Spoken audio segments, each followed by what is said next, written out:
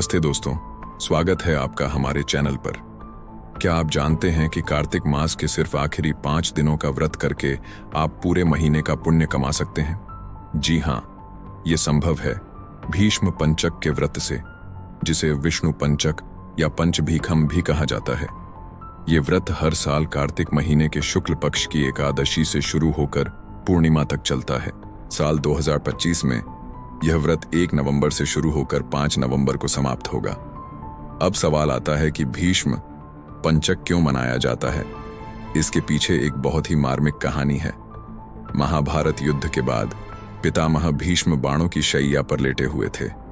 अपनी देह त्यागने से पहले उन्होंने इन्हीं आखिरी 5 दिनों में उपवास किया था।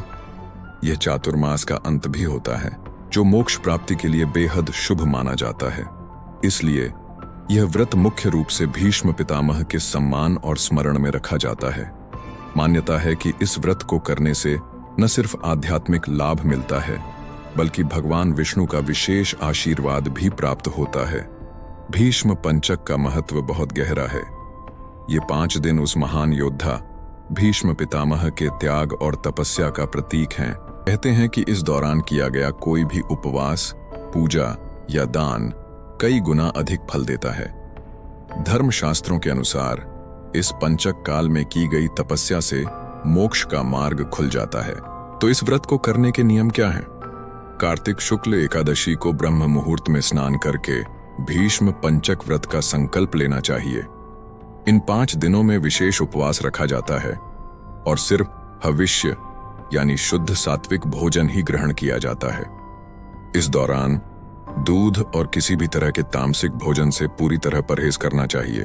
लोग भीष्म पितामह के लिए तर्पण भी करते हैं और शाम के समय आकाश में दीपक लगाना बहुत शुभ माना जाता है।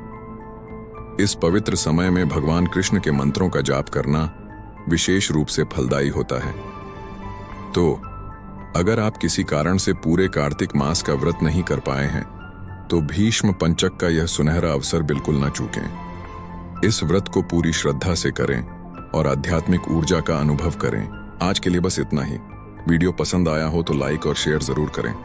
हमारे चैनल को सब्सक्राइब करना ना भूलें। धन्यवाद।